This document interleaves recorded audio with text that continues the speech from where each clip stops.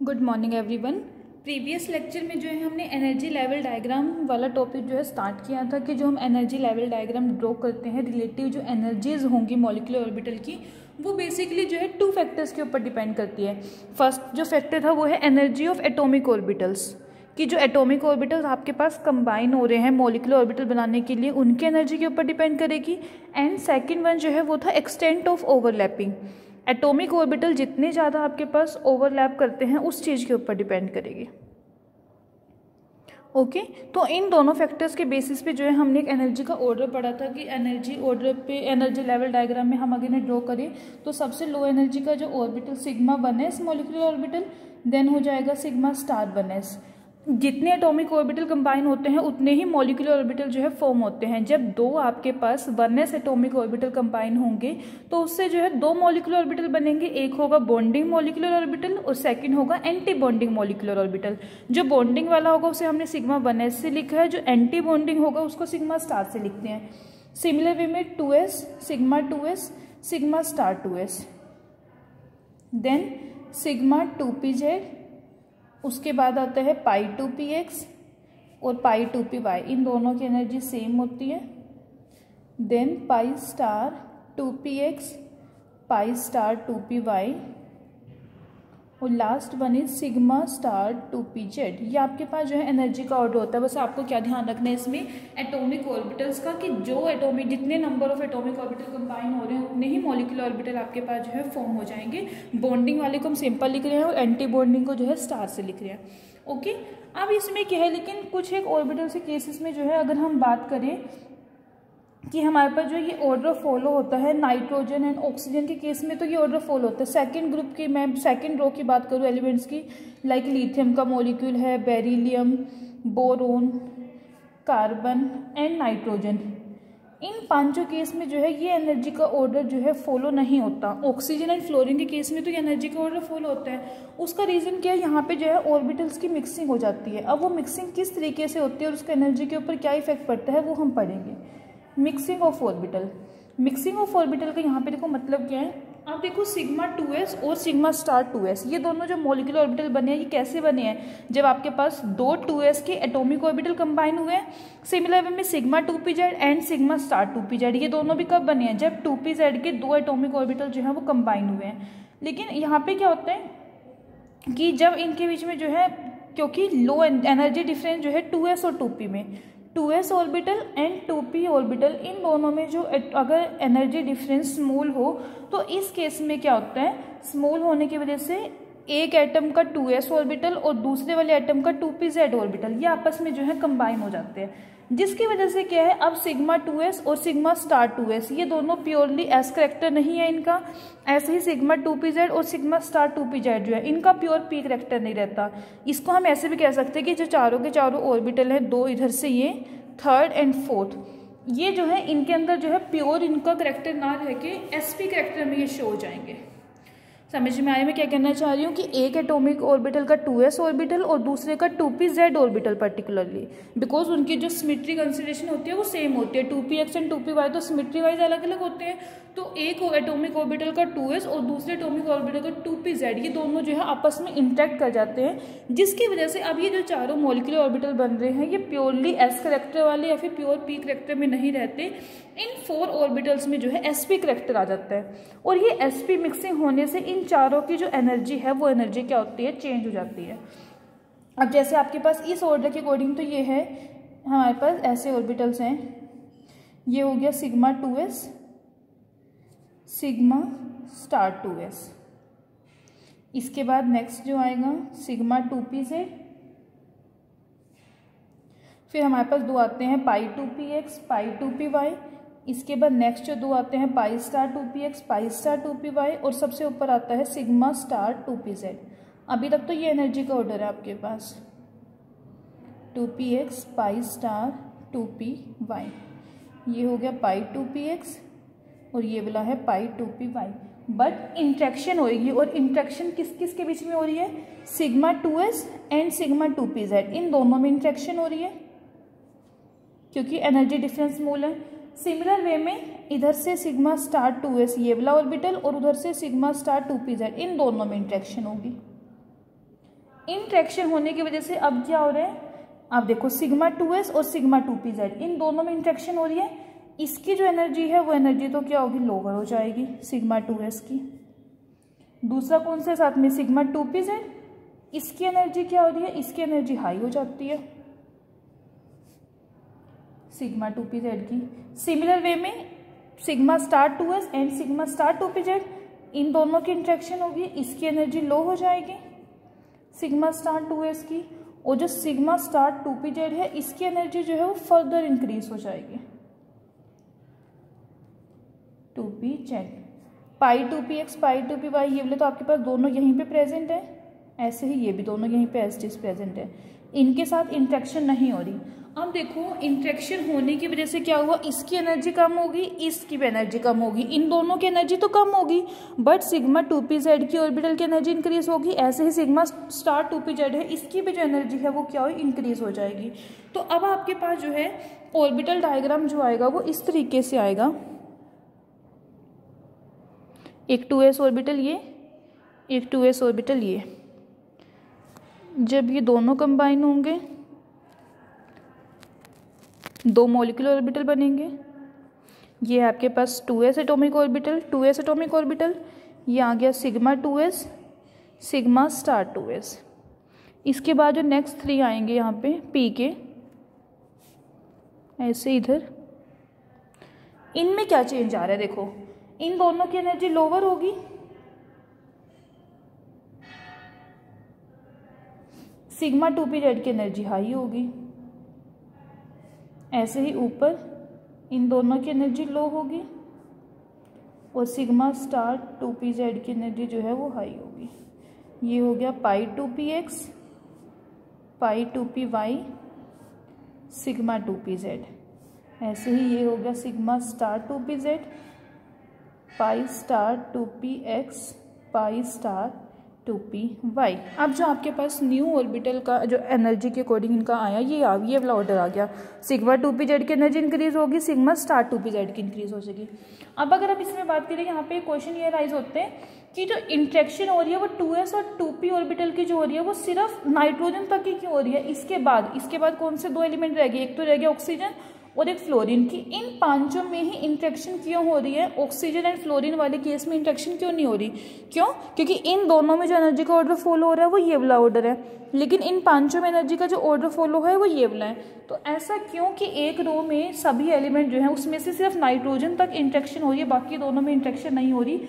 वो इंट्रैक्शन किस वजह से हो रही थी, क्योंकि सिग्मा 2s और सिग्मा 2pz इन दोनों में जो है एनर्जी डिफरेंस स्मॉल है। तो अब हम जो है इन सभी के केस में, इन 7 के 7 मॉलिक्यूल के केस में एनर्जी डिफरेंस अगर चेक करें 2s एंड 2pz वाले ऑर्बिटल में, 2s and 2pz atomic orbital अगर हम देखें, लिथियम के केस में होती है ये energy difference 178, beryllium 262, boron 449, carbon 510, nitrogen 570, oxygen and then fluorine.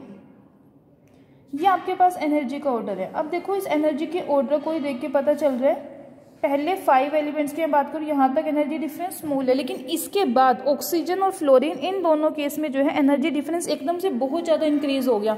Energy difference increase होने से क्या होगा, इंट्रैक्शन नहीं होगी, और इंट्रैक्शन नहीं होगी तो जो एनर्जी का ऑर्डर है वो चेंज नहीं होगा।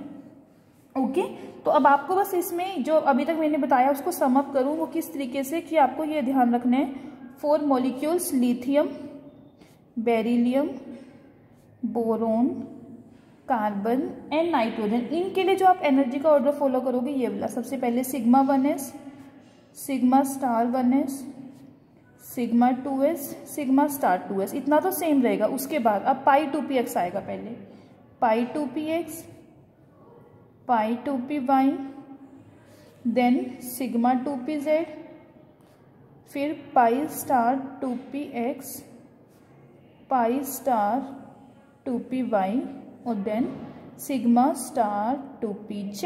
ये एनर्जी का ऑर्डर आ जाएगा। क्लियर। सिमिलर वे में अगर हम बात करें ऑक्सीजन की, फ्लोरीन की एंड देन नियोन की, इनमें सीक्वेंस कौन सी फॉलो होगी, पहले 4 तो सेम रहेंगे, sigma 1s, sigma star 1s, sigma 2s, sigma star 2s। बस इसके बाद अब अगला हमारे पास कौन सा आएगा, पहले ये आ जाएंगे जो हमने पहले बनाया था ये वाला, सिग्मा 2pz, सिग्मा 2pz, पाई 2px, पाई 2py, फिर sigma pi star 2px, pi star 2py and then sigma star 2pz। ये एनर्जी का ऑर्डर आएगा। ओके, तो आपको जो है एमओटी डायग्राम जो बनाने हैं उसमें ये ध्यान रखना है, अगर आपके पास इन 5 में से कोई मॉलिक्यूल है तो ये एनर्जी ऑर्डर फॉलो होगा, अगर इन तीनों में से है तो ये वाला ऑर्डर फॉलो होगा। क्लियर। अब जो मॉलिक्यूलर ऑर्बिटल्स हम बना रहे हैं इनके रूल्स जो है फिल करने के लिए रूल किस तरीके से हैं। सबसे पहले देखो जो मॉलिक्यूलर ऑर्बिटल लोवेस्ट एनर्जी का होगा वो सबसे पहले फिल होगा। जैसे हमने अबव प्रिंसिपल पढ़ा था एटम्स के लिए, सेम वही रूल जो है यहाँ पे मॉलिक्यूल्स पे लगेगा। लोवेस्ट एनर्जी का मॉलिक्यूलर ऑर्बिटल जो है वो सबसे पहले फिल होगा। सबसे लोवेस्ट एनर्जी का सिग्मा 1s है ना, तो सबसे पहले यही फिल होगा। और एक ऑर्बिटल जो है जैसे एटम के केस में होता है कि एक एटम का जो ऑर्बिटल है atomic orbital that can accommodate maximum of 2 electrons, और वो जो दोनों इलेक्ट्रॉन्स होते हैं they must have opposite spin. Same यहीं पे अप्लाई होगा कि each molecular orbital can accommodate maximum of 2 electrons. Molecular orbital में भी मैक्सिमम 2 इलेक्ट्रॉन्स ही आएंगे and they must have opposite spin. ये सेकंड कौन से रूल के बेसिस पे था, पॉली एक्सक्लूजन प्रिंसिपल के बेस पे। तो जैसा पॉली एक्सक्लूजन प्रिंसिपल रूल हमने एटॉमिक ऑर्बिटल्स पे अप्लाई किया था सेम मॉलिक्यूलर ऑर्बिटल्स पे भी अप्लाई करेंगे। एंड थर्ड वन रूल जो था हर्ट्ज रूल, उसमें क्या था कि अगर आपके पास 2 ऑर्बिटल जो है सेम एनर्जी के होते हैं तो पेयरिंग नहीं होगी जब तक आपके पास दोनों के दोनों सेम एनर्जी के ऑर्बिटल जो है वो सिंगली फिल हो जाए। सेम यहाँ पे मॉलिक्यूलर ऑर्बिटल में जैसे ये देखो ये दोनों ऑर्बिटल जो है सेम एनर्जी के हैं, तो इसमें हम ऐसे नहीं करेंगे कि 2 इलेक्ट्रॉन है दोनों पाई 2px में फिल कर दिए। अगर कोई ऑर्बिटल सेम एनर्जी के है तो पहले दोनों में जो है सिंगल इलेक्ट्रॉन फिल होगा, उसके बाद पेयरिंग जो है वो स्टार्ट होगी। ओके, तो जो एटॉमिक ऑर्बिटल्स में हमने फिलिंग करने के लिए रूल लगाए थे वही सेम 3 रूल यहाँ पे लगेंगे, Aufbau principle, Pauli exclusion principle and third one is Hertz rule. Okay, अब आगे इसी से रिलेटेड कुछ पैरामीटर्स पढ़ते हैं फिर इनको स्टार्ट करेंगे।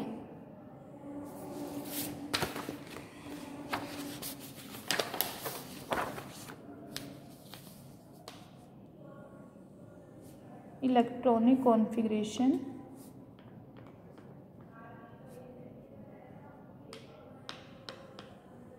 And molecular behaviour.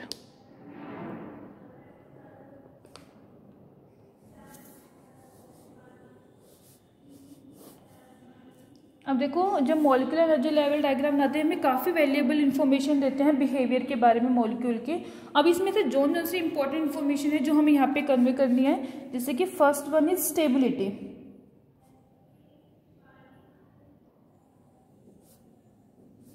Stability of a molecule.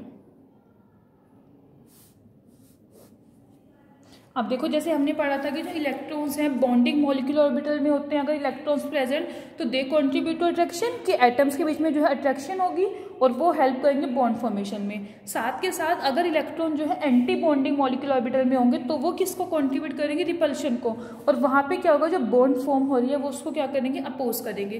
तो सपोज करो अगर आपके पास जो है NB है, NB मतलब number of electrons in bonding molecular orbital,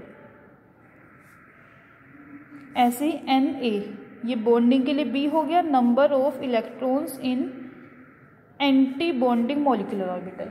ठीक है, तो अब हम मॉलिक्यूल को जो है किस तरीके से देखेंगे कि जो मॉलिक्यूल होगा वो स्टेबल होगा कब, जब number of bonding electrons is greater than number of anti bonding electrons. Because number of bonding electrons किसको वो कर रहे हैं फेवर, बॉन्ड की स्ट्रेंथ को, बॉन्ड फॉर्मेशन को, अट्रैक्शन को, और जो एंटी बॉन्डिंग वाले हैं वो रिपल्शन को। तो अगर आपके पास number of bonding electrons is more than number of anti bonding electron, तो उस केस में मॉलिक्यूल क्या होगा, आपके पास स्टेबल हो जाएगा। क्लियर। सेकेंड कि मॉलिक्यूल जो है अनस्टेबल, अनस्टेबल कब होगा, अगर आपके पास number of bonding electrons is less than number of anti bonding electrons, या फिर दोनों आपस में इक्वल हो जाए। अब अगर देखो बॉन्डिंग की वजह से जितनी फोर्सेस ऑफ अट्रैक्शन ज़्यादा थी, एंटी बॉन्डिंग वजह से उतनी ही फोर्सेज ऑफ रिपल्शन ज़्यादा होंगे, तो ओवरऑल क्या होंगे, एक दूसरे को कैंसिल कर देंगे, तो मॉलिक्यूल क्या होगा, अनस्टेबल हो जाएगा। सिमिलर वे में यहाँ पे कि forces of repulsion is more then the forces of attraction, तो मॉलिक्यूल आपको क्या हो जाएगा, अनस्टेबल हो जाएगा। तो number of bonding and anti bonding electron से जो है हम मॉलिक्यूल की स्टेबिलिटी के बारे में बता सकते हैं। अगर नंबर ऑफ बॉन्डिंग इलेक्ट्रॉन्स जो है ज़्यादा है नंबर ऑफ एंटी बॉन्डिंग से, तो मॉलिक्यूल स्टेबल होगा। अगर number of bonding electrons is less then the number of anti bonding electron और बोथ आर इक्वल, दोनों ही केसेस में मॉलिक्यूल क्या होगा, अनस्टेबल हो जाएगा। Clear to you. सेकेंड जो पॉइंट है बॉन्ड ऑर्डर। अब देखो बॉन्ड ऑर्डर को मैं कैसे डिफाइन कर सकती हूँ कि नंबर ऑफ कोवलेंट बॉन्ड्स, दो बॉन्डेड एटम के बीच में जितने number of covalent bonds present होती है उसको हम कह देते हैं bond order. Number of covalent bonds present between two bonded atoms in a molecule. कितने नंबर ऑफ कोवलेंट बॉन्ड्स जो है प्रेजेंट है एटम्स के बीच में, वो होती है उसका बॉन्ड ऑर्डर। और इसको हम कैलकुलेट कैसे करेंगे, number of electrons in bonding Nb minus number of anti bonding electrons divided by 2। यहाँ से आपके पास जो है बॉन्ड ऑर्डर आ जाएगा। अगर बॉन्ड ऑर्डर की वैल्यू आपके पास 1 के इक्वल आती है तो दैट मीन्स सिंगल बॉन्ड है दोनों के एटम्स के बीच में। अगर बॉन्ड ऑर्डर जो है ये 2 के इक्वल आ जाए तो डबल बॉन्ड। ऐसे ही बॉन्ड ऑर्डर अगर 3 के इक्वल आ जाए तो ट्रिपल बॉन्ड। ओके, अब हमें बॉन्ड ऑर्डर से क्या इन्फॉर्मेशन कवर होती है। देखो सबसे पहली बात, अगर बॉन्ड ऑर्डर जो है आपके पास पॉजिटिव आ रहा है 1 2 3 सारी पॉजिटिव वैल्यू है, इसका मतलब क्या है, क्या इंडिकेट कर रहा है कि मॉलिक्यूल जो है वो स्टेबल होगा। अगर बॉन्ड ऑर्डर की वैल्यू 0 हो जाए तो मॉलिक्यूल क्या होगा, अनस्टेबल। अगर बॉन्ड ऑर्डर आपके पास जो है पॉजिटिव है तो मॉलिक्यूल इज स्टेबल। अगर बॉन्ड ऑर्डर जो है वो 0 आ जाए तो मॉलिक्यूल जो होगा वो हो जाएगा अनस्टेबल। क्लियर।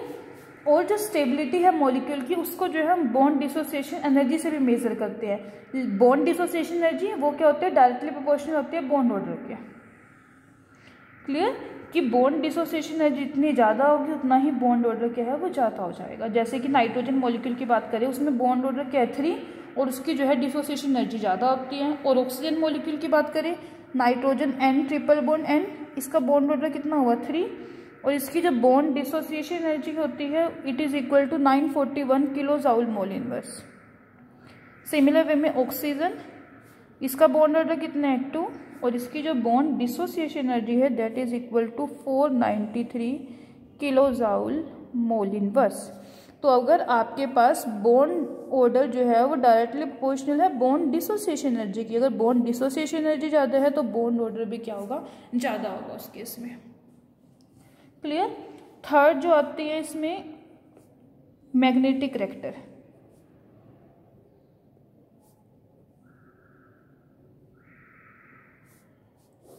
अब देखो मैग्नेटिक करेक्टर किस तरीके से कि अगर आपके पास एक मॉलिक्यूल में एक सब्सटेंस में जितने भी इलेक्ट्रॉन्स प्रेजेंट है वो सारे के सारे पेयर्ड है। अगर इलेक्ट्रॉन जो है आपके पास पेयर्ड है तो उसका जो बिहेवियर होगा वो कैसा होगा, डायामैग्नेटिक। और अगर इलेक्ट्रॉन्स जो है अनपेयर्ड, चाहे एक ही इलेक्ट्रॉन है लेकिन अगर अनपेयर्ड वहाँ पे हो गया तो इसका जो बिहेवियर होगा इट इज़ पैरामैग्नेटिक। ओके, तो ये बेसिकली जो है 3 इंपॉर्टेंट इन्फॉर्मेशन है जो हमें इससे पता चलती है। फर्स्ट वन है मॉलिक्यूल की स्टेबिलिटी, सेकंड बॉन्ड ऑर्डर और थर्ड वन जो है वो है मैग्नेटिक करेक्टर। अब जो है हम बॉन्डिंग देखेंगे कैसे करनी है, होमोन्यूक्लियर में भी देखेंगे, हेटेरो में भी देखेंगे। 1-2 की प्रैक्टिस मैं कराती हूँ आपको कैसे बनाने हैं, उसके बाद जो है आपको वो खुद ट्राई करके देखने हैं। ओके, तो सबसे पहले हम बॉन्डिंग होमोन्यूक्लियर की डिस्कस करते हैं। Bonding in homonuclear diatomic molecule.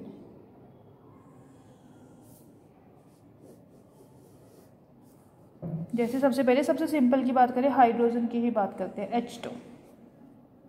सबसे पहले देखो हाइड्रोजन सिर्फ एक इलेक्ट्रॉन है, इसकी कॉन्फ़िगरेशन क्या होगी 1s1। तो आप 2 एटॉमिक ऑर्बिटल बना दोगे। एक ये हो गया 1s, एक इस साइड बना दो 1s, दोनों में एक एक इलेक्ट्रॉन। 2 एटॉमिक ऑर्बिटल हैं तो मॉलिक्यूलर ऑर्बिटल भी कितने बनेंगे? 2। एक होगा बॉन्डिंग और सेकंड होगा एंटी बॉन्डिंग।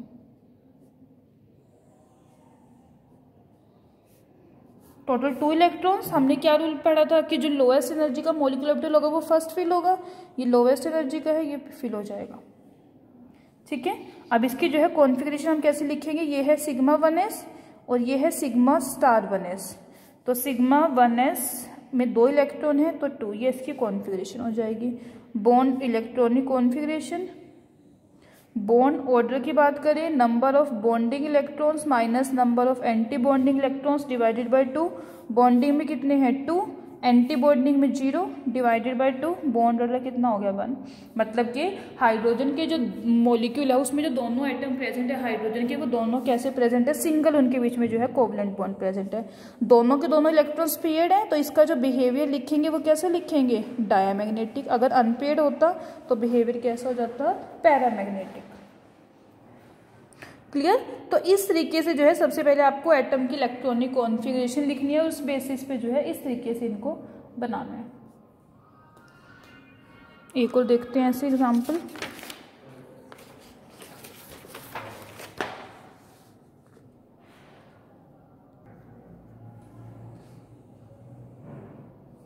जैसे बेरिलियम का बनाए Be2, कॉन्फ़िगरेशन लिखेंगे। बेरिलियम का एटॉमिक नंबर 4, 1s2 2s2। ठीक है, अब जो 1s वाला होता है ना सबसे नीचे प्रेजेंट होता है, दोनों में सिग्मा 1s में भी 2 आ जाएंगे, सिग्मा स्टार 1s में 2 आ जाएंगे। तो उसे जो है हम ड्रॉ नहीं करते, जो बाहर वाले हैं बस उन्हें ही ड्रॉ कर लेते हैं। ठीक है, तो अब इसे ड्रॉ करें या फिर चलो कर लेते हैं इसमें ड्रॉ। ये आपके पास सिग्मा 1s, नहीं सिग्मा 1s नहीं 1s दोनों, इनसे 2 आ जाएंगे। ऐसे ऊपर 2s, एक इधर 2s,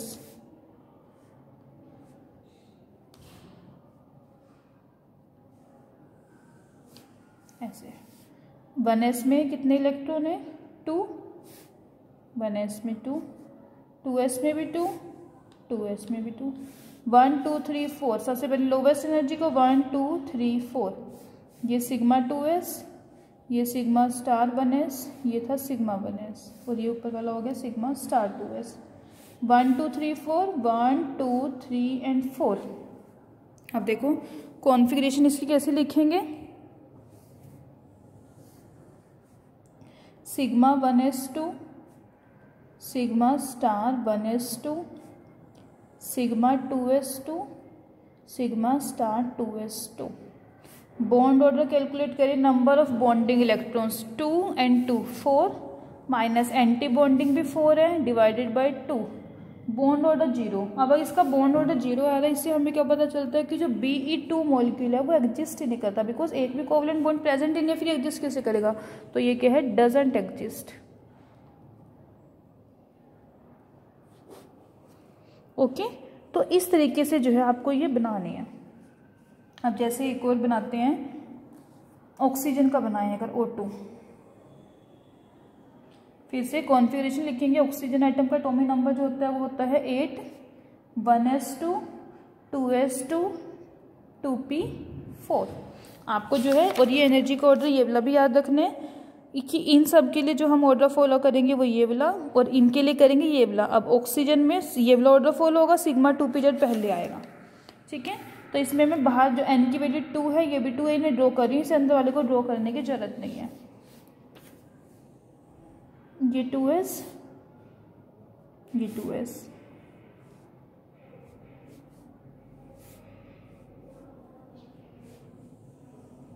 हो गया 2p 2p। अब इसमें सबसे पहले नीचे कौन सा आएगा? सिग्मा 2pz, फिर आएगा पाई 2px पाई 2py, ऐसे ऊपर पाई star 2px pi star 2py, और सबसे ऊपर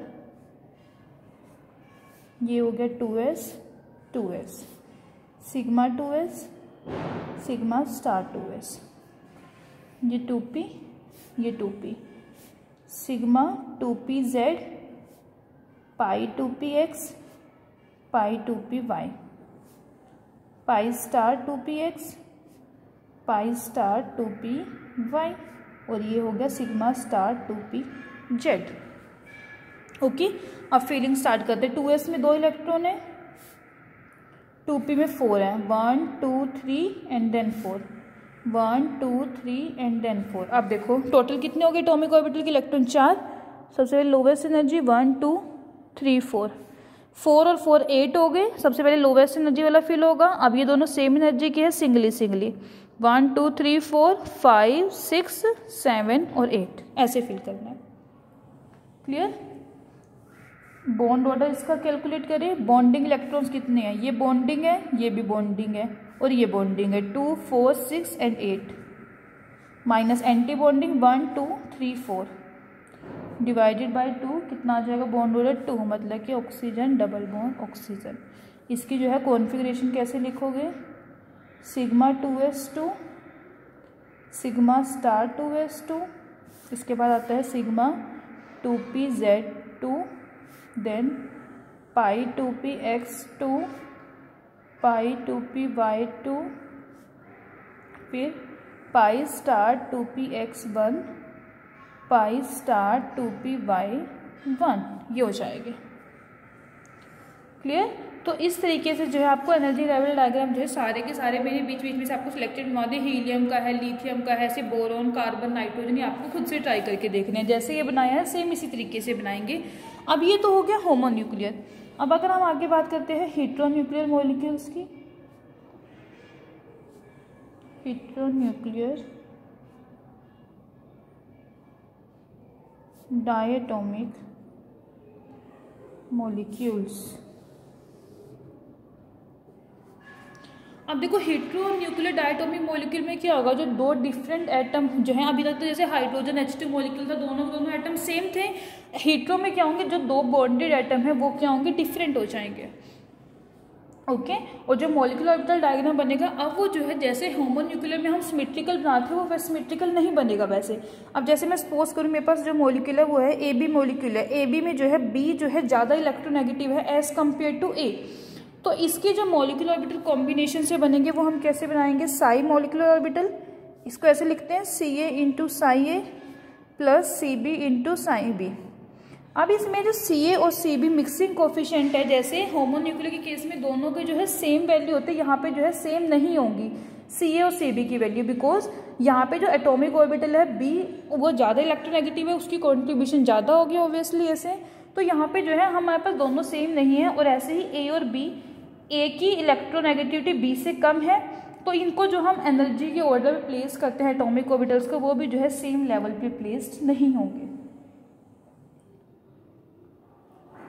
बस आपको अब यहाँ पे क्या ध्यान रखना है? हेट्रोन्यूक्लियर डायटोमिक मॉलिक्यूल के लिए जब मॉलिक्यूलर ऑर्बिटल डायग्राम ड्रॉ करेंगे तो वो जैसे हमने होमोन्यूक्लियर केस में करते होंगे उसी तरीके से, लेकिन जब बॉन्डिंग होगी वो ज़्यादा क्लोज किसके शो करेंगे? जो ज़्यादा इलेक्ट्रोनेगेटिव एटम होगा, और जो एंटी बॉन्डिंग मॉलिक्यूलर ऑर्बिटल्स होंगे वो हम ज़्यादा शो करेंगे किसके क्लोज? जो लेस इलेक्ट्रोनेगेटिव होगा। Bonding orbital, bonding molecular orbital more electronegative atom के साइड होंगे, और जो एंटी बॉन्डिंग मॉलिक्यूलर ऑर्बिटल है वो लेस इलेक्ट्रोनेगेटिव एटम के साइड होंगे। बस इतना डिफरेंस आएगा, बाकी जो है वो सेम रहेगा।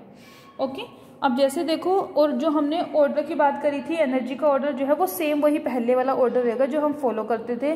सिग्मा 1s, सिग्मा 2s, फिर पाई 2px, pi 2py, then sigma 2pz आता है। अब देखो जैसे ड्रॉ करें, अगर हम एक एग्जांपल ड्रॉ करते हैं, जैसे हमें यही ड्रॉ करना है नाइट्रोजन ऑक्साइड का NO। सबसे पहले दोनों एटम की कॉन्फ़िगरेशन लिखेंगे, उसमें तो सेम थी, एक की लिख के काम चल रहा था, इसमें दोनों की अलग लिखनी होगी।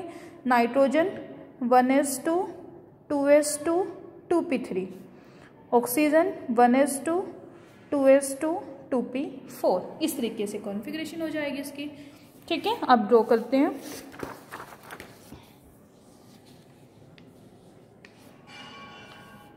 इस साइड हम नाइट्रोजन ड्रॉ कर देते हैं। ये है नाइट्रोजन का 2s ऑर्बिटल। अब देखो नाइट्रोजन और ऑक्सीजन में ऑक्सीजन ज़्यादा इलेक्ट्रोनेगेटिव है, तो दोनों एटॉमिक ऑर्बिटल को सेम पे ना रखिए। ऑक्सीजन वाला जो है वो थोड़ा सा लोअर होगा एनर्जी में, 2s ऑर्बिटल ऑक्सीजन का। ठीक है, ऐसे ही जब हम अब 2 यहाँ से ड्रॉ करेंगे बॉन्डिंग एंड एंटी बॉन्डिंग,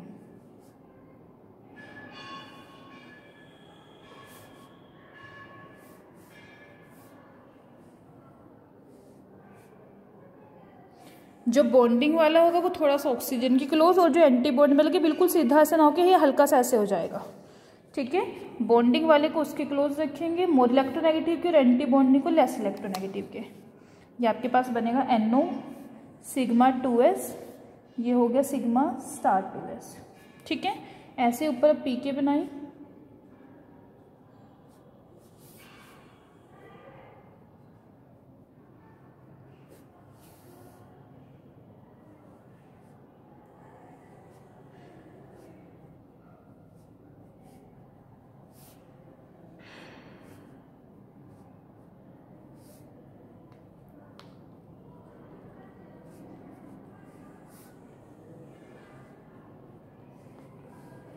इस तरीके से। अब इनमें फिलिंग करते हैं। देखो कॉन्फ़िगरेशन क्या थी, नाइट्रोजन की कॉन्फ़िगरेशन थी 1s2 2s2 2p3, 2s2 2p3। Oxygen की थी 2s2 2p4, 1 2 3 and then 4। Okay, तो अब फिलिंग करते हैं। टोटल 4 इलेक्ट्रॉन्स हैं, 1 2 3 एंड 4। यहाँ पे 3 और 4 7 इलेक्ट्रॉन्स हैं, तो पहले इनमें फिल होंगे सेम एनर्जी के 1 2 3 4 5 6 देन 7। ये pi 2px, pi 2py, sigma 2pz, then pi star 2px, pi star 2py, और ये सिग्मा स्टार 2pz। ओके, अब इसका बॉन्ड ऑर्डर जो कैलकुलेट करेंगे, बॉन्डिंग इलेक्ट्रॉन देखेंगे। ये तो एंटी बॉन्डिंग, जो स्टार वाला है वो एंटी बॉन्डिंग है, जो विदाउट स्टार है वो बॉन्डिंग। 2 4 6 8 माइनस एंटी बॉन्डिंग 1 2 3, कितना आएगा 2.5। जो हमने पीछे पढ़ा था ना कि जो हम बात करते हैं इसकी ऑक्सीजन मॉलिक्यूल की, वो सॉरी ऑक्सीजन मॉलिक्यूल कह रही हूँ, कि यहाँ पे जो आपके पास बॉन्ड है एक अनपेड इलेक्ट्रॉन प्रेजेंट है यहाँ पे। अभी मैं बता रही थी ना पैरामैग्नेटिक या फिर डायमैग्नेटिक रिएक्टर, तो इसका जो करेक्टर होगा वो कैसा होगा, पैरामैग्नेटिक नेचर होगा। ओके, तो इस तरीके से जो है आपको हेटेरोन्यूक्लियर वाले जो है वो ड्रॉ करने हैं। बस आपको सिर्फ ध्यान एक चीज़ का रखना है, वो ये कि जो ज़्यादा इलेक्ट्रोनेगेटिव आइटम है उसको हम लो एनर्जी में बनाएंगे, और जो हाई वो लेस इलेक्ट्रोनेगेटिव वाला है वो हाई एनर्जी बनाएंगे। बॉन्डिंग मॉलिक्यूलर ऑर्बिटल उसके ज़्यादा इलेक्ट्रोनेगेटिव आइटम के क्लोज होंगे, एंटी बॉन्डिंग ऑर्बिटल जो है वो जो लेस इलेक्ट्रोनेगेटिव आइटम है उसके क्लोज होंगे। क्लियर? तो इस तरीके से जो है आपको इनको बना के प्रैक्टिस करनी है। अगर कोई भी प्रॉब्लम आती है तो वो हम अपनी नेक्स्ट लाइव क्लास होगी उसमें डिस्कस करेंगे। अब यहाँ पे जो है कंपैरिजन करते हैं दोनों थ्योरीज का, comparison of valence bond theory and molecular orbital theory. हमने दोनों थ्योरी पढ़ ली, दोनों की एप्लीकेशंस भी पढ़ ली, मॉलिक्यूल्स की शेप वगैरह क्या बता रहे हैं वो सब डिस्कस कर लिया। ठीक है, तो अब हम दोनों थ्योरीज को जो है कंपेयर करते हैं 1 बाय 1।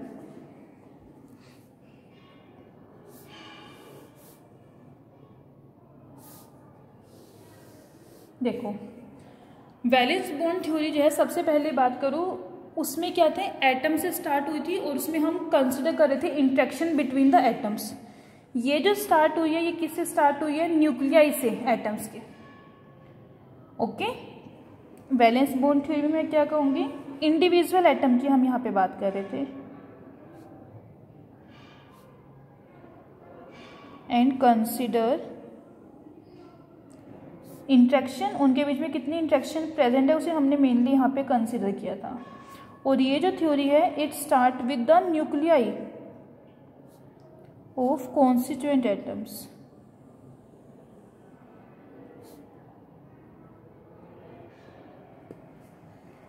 ओके,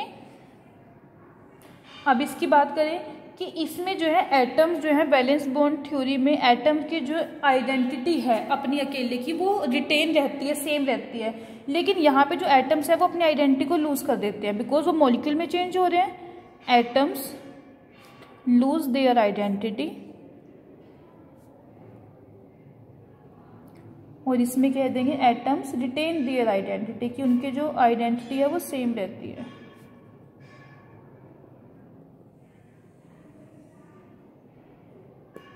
ऐसे इस थ्योरी ने जो है पैरामैग्नेटिक नेचर जो होता है ऑक्सीजन को एक्सप्लेन नहीं कर पाई थी, बट ये जो थ्योरी है it explains, doesn't explain paramagnetic nature of oxygen molecule, और इसने एक्सप्लेन कर दिया था, इट एक्सप्लेन्स। यहाँ पे जो वैलेंस बॉन्ड थ्योरी जब हमने पढ़ी थी इसमें हमने रेजोनेंस के कंसेप्ट को डिस्कस करा था, बट इस थ्योरी ने जो है रेजोनेंस के बारे में कोई भी कंसेप्ट जो है इसका इन्वॉल्व नहीं किया। तो ये जो है कुछ एक बेसिक से कंपैरिजन है दोनों थ्योरीज के बीच में। दोनों थ्योरी वैसे हमने पढ़ी, दोनों ही वाइड एप्लीकेशन है दोनों थ्योरीज की, बट कुछ कुछ जो है दोनों थ्योरी में जो डिफरेंसेस हैं वो ये डिफरेंसेस है इसके। ओके, एमओटी वाला टॉपिक कंप्लीट होता है। अब नेक्स्ट जो टॉपिक हम पढ़ेंगे यहाँ पे बॉन्डिंग पैरामीटर्स।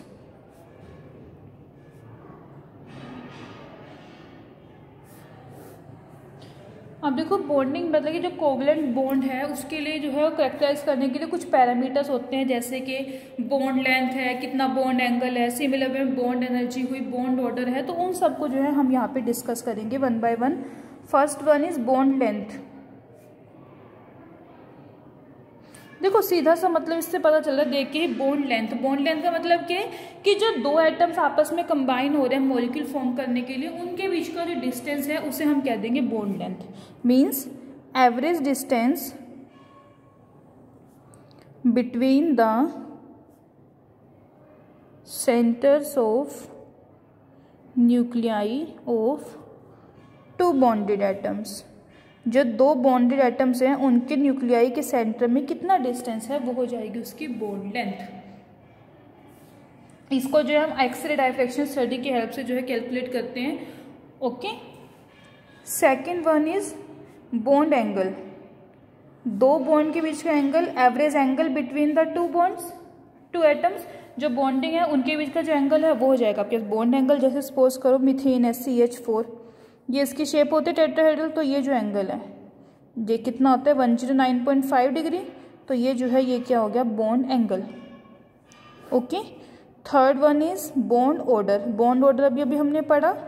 बॉन्ड ऑर्डर को कैसे डिफाइन करते हैं, नंबर ऑफ कोवलेंट बॉन्ड्स, कितनी कोवलेंट बॉन्ड्स प्रेजेंट है। जैसे इसका बॉन्ड ऑर्डर किसी का हमने 2 निकाला, किसी का 3 निकाला, तो जो बॉन्ड ऑर्डर है वो क्या होता है number of covalent bonds, total number of covalent bonds कितनी प्रेजेंट है एटम्स के बीच में,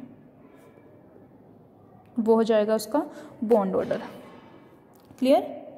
जैसे हाइड्रोजन हाइड्रोजन, इस केस में बॉन्ड ऑर्डर हम क्या कहेंगे, कितना है बॉन्ड ऑर्डर 1 के इक्वल है। ऐसे oxygen double bond oxygen, bond order यहाँ पे कितना है 2। Nitrogen triple bond nitrogen, bond order कितना हो गया 3। तो कितने number of covalent bonds present है दो एटम्स के बीच में, वो हो जाएगा उसका बॉन्ड ऑर्डर। बॉन्ड लेंथ, दोनों के बीच में एटम्स के डिस्टेंस कितना है, फिर आता है बॉन्ड एंगल, कितना एंगल है, और third one is bond order, कितनी नंबर ऑफ कोवलेंट बॉन्ड जो है वो प्रेजेंट है, वो हो जाएगा उसका बॉन्ड ऑर्डर। नेक्स्ट जो पैरामीटर आता है that is bond energy. Bond energy भी कह सकते हो या फिर bond dissociation energy.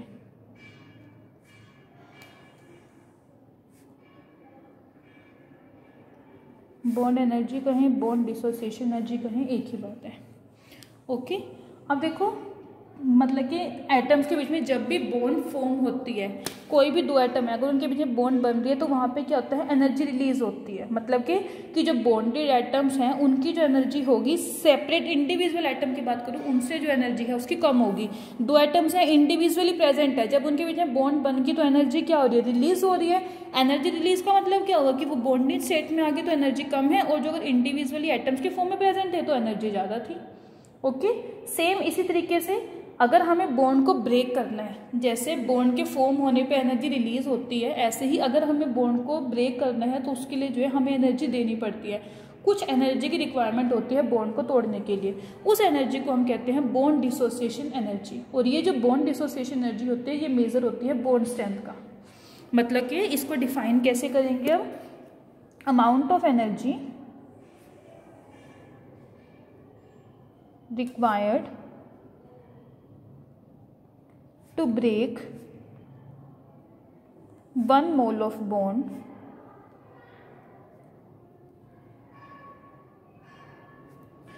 of a particular type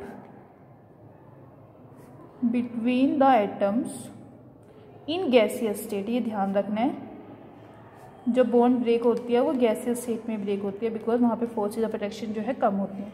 तो amount of energy required to break the bond, bond को ब्रेक करने के लिए हमें कितनी अमाउंट ऑफ एनर्जी देनी पड़ रही है, वो एनर्जी होती है उसकी बॉन्ड डिसोसिएशन एनर्जी। है तो एनर्जी ही, तो इसकी यूनिट जो है वो सेम होंगी, किलो जूल पर मोल। ओके अब जैसे हम बात करें, अगर हाइड्रोजन मॉलिक्यूल की बात करें, इसके बीच में जो बॉन्ड है ये, इसकी जो बॉन्ड डिसोसिएशन एनर्जी है it is equal to 458 kilo joule mole inverse. और ये ध्यान रखना है, जितनी ज़्यादा बॉन्ड डिसोसिएशन एनर्जी होगी उतनी ही वो बॉन्ड जो है मॉलिक्यूल की वजह स्ट्रॉन्ग होगी। देखो हमें ज़्यादा अमाउंट ऑफ एनर्जी देनी पड़ रही है बॉन्ड को ब्रेक करने के लिए, दैट मीन्स क्या हुआ, उस बॉन्ड की बॉन्ड स्ट्रेंथ जो है बहुत ज़्यादा है, इसलिए जो है उसकी बॉन्ड स्ट्रेंथ ज़्यादा है, इसलिए उसकी बॉन्ड डिसोसिएशन एनर्जी भी जो है वो ज़्यादा है। ओके तो जितनी ज़्यादा बॉन्ड डिसोसिएशन एनर्जी होगी बॉन्ड जो है वो उतनी ही ज़्यादा स्ट्रॉन्गर होगी। और जो बॉन्ड डिसोसिएशन एनर्जी है बेसिकली 2 फैक्टर्स के ऊपर डिपेंड करती है। First one is size of bonded atoms,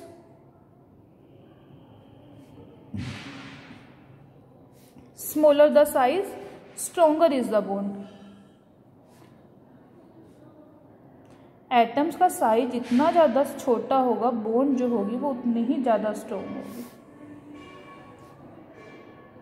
और बॉन्ड स्ट्रॉन्ग है तो that means bond dissociation energy कितनी हो जाएगी, लार्जर हो जाएगी। तो अगर जो एटम्स प्रेजेंट है बॉन्डेड स्टेट में, अगर उनका साइज स्मॉल है, स्मॉल होने की वजह से क्या होगा, बॉन्ड स्ट्रॉन्ग होगी और बॉन्ड डिसोसिएशन एनर्जी इस केस में क्या हो जाएगी, लार्ज। ओके सेकेंड फैक्टर जो है जिसके ऊपर डिपेंड करती है bond length. Shorter the bond length, shorter मतलब कि स्मॉल, छोटी अगर बॉन्ड लेंथ है, larger is the bond energy. जितनी ज़्यादा बॉन्ड की लेंथ छोटी होगी उतनी ही उसकी बॉन्ड एनर्जी जो है ज़्यादा है, मतलब कि बॉन्ड स्ट्रॉन्ग है, उसे ब्रेक करने के लिए हमें ज़्यादा अमाउंट ऑफ एनर्जी जो है वो देनी पड़ रही है।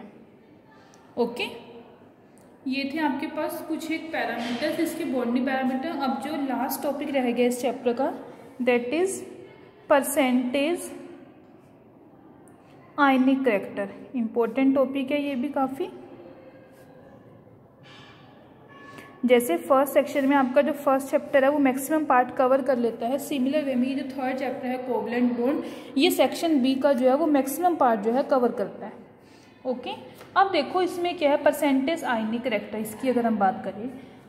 अब देखो जैसे अभी तक हम पढ़ते भी आ रहे हैं कि बहुत जो मोस्टली बॉन्ड्स होती है उनका जो है इंटरमीडिएट करैक्टर होता है। इंटरमीडिएट का मतलब क्या होता है, बीच का, मतलब कि कुछ करैक्टर उसमें आयनिक भी होगा, कुछ उसमें कोवलेंट भी होगा। अगर कोई बॉन्ड आपके पास आयनिक है तो उसके अंदर कुछ ना कुछ कोवलेंट करैक्टर प्रेजेंट होगा। सिमिलर वे में अगर कोई बॉन्ड आपके पास कोवलेंट है तो उसके अंदर जो है कुछ ना कुछ आयनिक करैक्टर प्रेजेंट होगा। और जो ये डिग्री है आयनिक करैक्टर की, ये डिपेंड करती है एटम्स के ऊपर, जो एटम्स बॉन्ड बना रहे हैं। अब देखो अब आपके पास जब कोवलेंट बॉन्ड बनती है, होमोन्यूक्लियर की बात करें, सिमिलर 2 एटम के बीच में जो बॉन्ड बन रही है, तो जो इलेक्ट्रॉन्स होंगे, शेयर्ड पेयर ऑफ इलेक्ट्रॉन्स, वो बीच में रहेंगे बिकॉज दोनों ही एटम जो है सिमिलर है, बीच में प्रेजेंट होंगे। तो कि ये भाई जो है उसकी, कि ये जो उसकी है कि हमारे पास जो एटम्स हैं उनकी जो है दोनों की सेम टेंडेंसी है इलेक्ट्रॉन को, बॉन्डिंग पेयर ऑफ इलेक्ट्रॉन्स को अट्रैक्ट करने की। और ये जो एटम की टेंडेंसी है शेयर्ड पेयर ऑफ इलेक्ट्रॉन्स को अपनी साइड अट्रैक्ट करने की, इसको हम बोलते हैं इलेक्ट्रोनेगेटिविटी। फर्स्ट चैप्टर में पढ़ी भी थी ना ये, tendency of an atom to attract shared pair of electrons towards itself, उसे हम बोल देते हैं इलेक्ट्रोनेगेटिविटी। अब अगर हम होमोन्यूक्लियर मॉलिक्यूल की बात करें, इलेक्ट्रॉन जो है इक्वली डिस्ट्रीब्यूटेड है, और जो वो बॉन्ड होगी उस बॉन्ड को हम कहेंगे जो कोवलेंट बॉन्ड है वो नॉन पोलर बॉन्ड है। जैसे कि हाइड्रोजन है, HH, दोनों का एक एक एटम है और दोनों की सेम इलेक्ट्रॉन जो है वो ऐसे इक्वली प्रेजेंट होंगे, तो इस बॉन्ड को हम कहेंगे नॉन पोलर बॉन्ड है ये। सिमिलर वे में ऑक्सीजन मॉलिक्यूल के केस में भी, नाइट्रोजन के केस में भी, क्लोरीन के केस में भी, लेकिन अगर आपके पास कोवेलेंट बॉन्ड जो बन रही है वो डिसिमिलर, जैसे कि हेटेरोन्यूक्लियर डायटोमिक मोल के केस में बन रही है, जिसमें क्या होगा कि एक एटम जो है उसकी इलेक्ट्रोनेगेटिविटी दूसरे से ज़्यादा होगी, और जिसकी लार्ज वैल्यू होगी इलेक्ट्रोनेगेटिविटी की, जो बॉन्डिंग पेयर ऑफ इलेक्ट्रॉन्स है वो उसके साइड ज़्यादा प्रेजेंट होंगे। और उस केस में जैसे हम HCl की ही बात करें, chlorine is more electronegative than hydrogen, तो इलेक्ट्रॉन जो है बॉन्डेड पेयर वो क्लोरीन के ज़्यादा प्रेजेंट होंगे, ज़्यादा क्लोज प्रेजेंट होंगे। इसकी वजह से क्या होगा, यहाँ पे अनइक्वल डिस्ट्रीब्यूशन हो जाएगा इलेक्ट्रॉन डेंसिटी का। मोर इलेक्ट्रोनेगेटिव एटम जो है उसके पास इलेक्ट्रॉन्स है तो इसके ऊपर पार्शियली नेगेटिव चार्ज आ जाएगा, लेस इलेक्ट्रोनेगेटिव एटम जो है इसके ऊपर पार्शियली वो पॉजिटिव चार्ज आ जाएगा। कि कोवलेंट बॉन्ड जो बन रही है उसमें क्या आएगा, चार्ज सेपरेट होगी, पार्शियल पॉजिटिव पार्शियल नेगेटिव, तो हम क्या कहेंगे कि इस कोवलेंट बॉन्ड में जो है पार्शियली आयनिक कैरेक्टर प्रेजेंट है, और वो किस वजह से है कि दोनों एटम की इलेक्ट्रोनेगेटिविटी डिफरेंस की वजह से। और इस बॉन्ड को हम बोलते हैं पोलर कोवलेंट बॉन्ड। कोवलेंट तो है लेकिन उसमें पोलर नेचर है, and it is due to the difference in the electronegativity of two bonded atoms.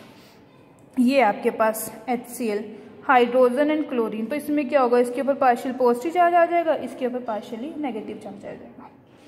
Okay, अब देखो जैसे हम डायपोल मोमेंट को डिस्कस करते हैं कि कोवलेंट बॉन्ड है आपके पास दो एटम के बीच में, जिसमें जो है इलेक्ट्रोनेगेटिविटी डिफरेंस प्रेजेंट है, वहाँ पे क्या कुछ ना कुछ partial positive partial polar character जो है वहाँ पे राइज होते हैं, ये जो चार्जेस सेपरेट हो गए पॉजिटिव एंड नेगेटिव, इसी को हम जो है बोल देते हैं इलेक्ट्रिक डायपोल्स। इलेक्ट्रिक डायपोल्स की ये जो पोलर बॉन्ड के दो आपके पास चार्ज एंड्स है, चार्ज एंड की इसके ऊपर पॉजिटिव चार्ज, इसके ऊपर नेगेटिव चार्ज, इसको हम बोल देते हैं इलेक्ट्रिक डायपोल्स। और जो डिग्री है पोलैरिटी की, कितना ज़्यादा पोलर है ये, वो एक्सप्रेस होती है in terms of dipole moment. Okay, कि आपके पास जो पोलर कोवलेंट बॉन्ड है उसमें जो चार्ज एंड्स है पोलर बॉन्ड के, they behave as a electric dipole, और जो डिग्री है पोलैरिटी की, कितनी ज़्यादा बॉन्ड में जो है पोलर नेचर है, कितनी ज़्यादा पोलैरिटी प्रेजेंट है, it is express in terms of dipole moment. तो अब डायपोल मोमेंट को आप कैसे डिफाइन करोगे, इसका सिंबल जो होता है वो होता है म्यू, म्यू से इसको रिप्रेजेंट करते हैं, it is equal to E into D. ये जो म्यू है यहाँ पे ये तो रिप्रेजेंट कर रहा है डायपोल मोमेंट को, E जो होगा चार्ज, किसी भी एटम पे जितना इस पे पॉजिटिव है उतना उस पे नेगेटिव है, तो किसी का भी हम ले सकते हैं charge on any one of the atom, and D it is distance between the atoms, distance between atoms. Okay, तो जो डायपोल मोमेंट है इसको कैसे डिफाइन करेंगे, product of magnitude of charge and the distance between them. Clear. अब ये जो dipole moment हमने यहाँ पे स्टडी किया है, ये जो है ये हेल्प करती है हमारी परसेंटेज कैलकुलेट करने के लिए आयनिक कैरेक्टर की, कि आपके पास जो ये चार्जेस प्रेजेंट है, कितने कोवलेंट बॉन्ड जो है इसमें कितने परसेंट आयनिक कैरेक्टर प्रेजेंट है, it can be calculated with the help of dipole moment. Dipole moment की हेल्प से जो है हम इसको कैलकुलेट कर सकते हैं। कैसे, कि जो परसेंटेज होगी आयनिक कैरेक्टर की वो हमें कैसे मिल जाएगी, ऑब्जर्व डायपोल मोमेंट से हम रेशियो ले लेंगे, और to the dipole moment for the complete electron transfer, कि अगर कंप्लीटली ये इलेक्ट्रॉन जो है यहाँ से इधर ट्रांसफर हो रहा है उसके लिए कितना डायपोल मोमेंट है, उन दोनों की जो हमारे पास रेशियो आएगी उससे जो है हम क्या कैलकुलेट कर लेंगे यहाँ पे, परसेंटेज आयनिक कैरेक्टर। ओके, अब जैसे हम सपोज करें इस बॉन्ड में 100% अगर हम आयनिक कैरेक्टर सपोज करके चलते हैं, H पॉजिटिव Cl नेगेटिव, फिर अब हम पार्शियल पॉजिटिव या पार्शियल नेगेटिव नहीं लिखेंगे, फिर हम डायरेक्ट पॉजिटिव और नेगेटिव लिखेंगे। इनके बीच का जो बॉन्ड डिस्टेंस है वो होता है 1.27 एंगस्ट्रॉम। तो mu is equal to charge, charge का जो वैल्यू होती है 4.8 इंटू 10⁻⁻10, साथ में आगे आपके पास इसकी वैल्यू एंगस्ट्रॉम में है, इसको सेंटीमीटर में चेंज कर लोगे। इसको अगर सोल्व करते हैं 6.10 इंटू 10⁻⁻18 चार्ज की यूनिट इलेक्ट्रोस्टैटिक यूनिट, और वो है सेंटीमीटर, या फिर इसको कहें 6.10 डायोप्टर, 1 डी बाई जो होता है वो इक्वल होता है 10⁻⁻18 इलेक्ट्रोस्टैटिक यूनिट सेंटीमीटर। ओके, और जो ऑब्जर्व डायपोल मोमेंट है HCl का, हम जो ऑब्जर्व करते हैं डायपोल मोमेंट म्यू ऑब्जर्व, ये तो हो गया आयनिक, हमने 100% आयनिक मान लिया था। म्यू जो ऑब्जर्व होता है उसकी वैल्यू होती है 1.03 तो अब हम यहाँ पे क्या करेंगे, परसेंटेज आयनिक करेक्टर निकालने, percentage ionic character of HCl कैसे निकालेंगे, observe dipole moment divided by total dipole moment. Percentage निकाल रहे हैं, मल्टीप्लाई कर दोगे 100 से। इसको अगर सोल्व करते हो तो आपके पास आता है 17%, मतलब कि HCl मॉलिक्यूल जो है इसमें जो है 100% में से टोटल 17% जो है वो क्या प्रेजेंट है, आयनिक करेक्टर। क्लियर, 83% हो गया आपका कोवेलेंट करेक्टर और 17% यहाँ पे क्या है, आयनिक करेक्टर प्रेजेंट होगा। तो जो परसेंटेज, अब आपको समझ में आई चीज कि आपके पास जो परसेंटेज आयनिक करेक्टर है, कितनी कोवेलेंट बॉन्ड में कितना आयनिक करेक्टर प्रेजेंट है, उसको हम कैलकुलेट कर सकते हैं with the help of dipole moment. सबसे पहले हमें क्या करना है, ऑब्जर्व डायपोल मोमेंट, और सेकंड टोटल की 100% अगर हम एज्यूम करके चल रहे हैं कि ये बॉन्ड तो जो है 100% आयनिक है, उसके लिए कितना डायपोल मोमेंट आता है, तो रेशियो लेंगे ऑब्जर्व डायपोल मोमेंट की divided by total dipole moment, उससे आपके पास आ जाएगी परसेंटेज आयनिक करेक्टर। ओके, और ये जो आयनिक करेक्टर है ये इलेक्ट्रोनेगेटिविटी डिफरेंस के ऊपर भी जो है डिपेंड करता है, मतलब कि बॉन्डेड एटम के बीच में जितना ज़्यादा इलेक्ट्रोनेगेटिविटी डिफरेंस होगा उतनी ही आयनिक करेक्टर की वैल्यू जो है हाइयर होगी। समझ रहे हो मेरी बात, greater the difference in the electronegativity, दोनों बॉन्डेड एटम की इलेक्ट्रोनेगेटिविटी में जितना डिफरेंस होगा उतना ही आयनिक करेक्टर जो है वो हाई हो जाएगा। क्लियर, तो इसको जो है हम डायपोल मोमेंट की हेल्प से कैलकुलेट कर सकते हैं परसेंटेज आयनिक करेक्टर को। सेकंड, आयनिक करेक्टर जो है it depends on the electronegativity difference. Okay, तो काफ़ी इंपॉर्टेंट टॉपिक है, कई बार इससे रिलेटेड न्यूमेरिकल भी आ जाता है कि आपको परसेंटेज आयनिक करेक्टर कैलकुलेट करना है, कैसे करेंगे, 100% एज्यूम करके आयनिक करेक्टर है उसका टोटल डायपोल मोमेंट निकाल लेंगे, ऑब्जर्व डायपोल मोमेंट आ जाएगा, या फिर दोनों आपके पास जो है क्वेश्चन इस तरीके से आएगा कि आपको दोनों ही चीज़ें गिवन है, आपको सिर्फ जो है रेशियो निकालनी है। परसेंटेज आयनिक करेक्टर निकालना है तो क्या करोगे, दोनों को डिवाइड कर दोगे, उससे जो आपके पास रेशियो आ जाएगी। Clear, so it is all about this chapter. Covalent bond chapter जो है वो यहाँ पे आपका कंप्लीट होता है। अब नेक्स्ट लेक्चर में जो है हम इस बुक का लास्ट चैप्टर स्टार्ट करेंगे, that is ionic bond. Clear, thank you everyone.